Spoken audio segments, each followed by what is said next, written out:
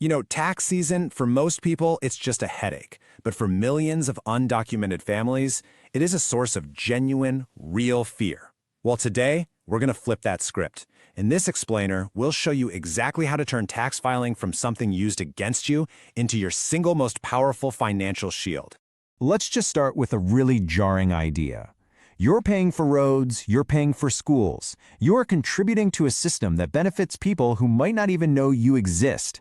You pay in, but you can't always collect. And that is the core paradox we are tackling head-on today. And look, this isn't some small issue. We're talking about 11 million people. 11 million individuals who are contributing to what's often called the shadow economy.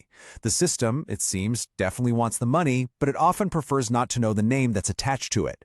So how does a situation like this even persist? Well, it's all built on a foundation of fear. It's a carefully constructed psychological trap that plays out every single year, right around tax season. I bet you know this feeling. It's this impossible choice, right? Do you file your taxes and risk putting your address into some government database? Or do you avoid it and then risk being denied legal status down the road because you lack what they call good moral character? It's a total no-win situation, and it feels like it's designed to keep you paralyzed. And this, right here, exposes what you could call the government's split-brain strategy. So, on one hand, you've got the IRS. Their only goal? Revenue. They'll issue you an ITIN, that's an individual taxpayer identification number, just to separate your tax identity from your legal identity so they can get paid. But then, on the other hand, you've got the Immigration Service, USCIS, and they see a lack of tax history as a perfect reason to deny you. These agencies are working against each other, and you're the one caught right in the middle. And listen, this isn't just some abstract idea. This has devastating, real-world consequences. Let me tell you about a man named Marco.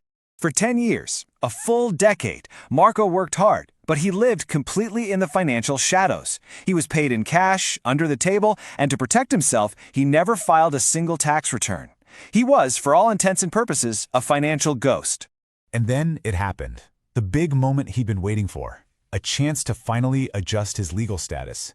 He goes to a lawyer who asks for the one thing he doesn't have. "Show me your tax transcripts," the lawyer says. And Marco, he had nothing. Absolutely nothing to show for it.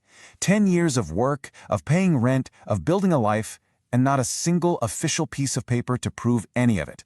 No proof he lived here, no proof he ever contributed a dime. And this is the part that is just devastating. In the eyes of the judge, it was like those 10 years of backbreaking work. They just didn't exist. His lack of a paper trail didn't just make him undocumented, it made him completely and totally invisible. Marco's story is a huge warning, for sure, but it's also our turning point. Okay, so now let's build a solution.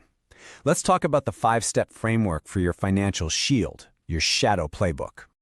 All right, here's the path forward. It's 5 clear, actionable steps. First, we're going to weaponize the ITIN. Then we build the paper shield. After that, we audit the system. Then begin credit seeding, and finally, track 2026 tax shifts. Now for today, let's really zero in on the foundational moves you can start making right now. Step 1. Weaponize the ITIN. Look, that number is not a risk. It is a tool. It's your official entry point into the financial system, and it is the single most important digital footprint you can create. So apply for one right away. Seriously, it's the most critical first move you can make. Step 2 is all about building your paper shield.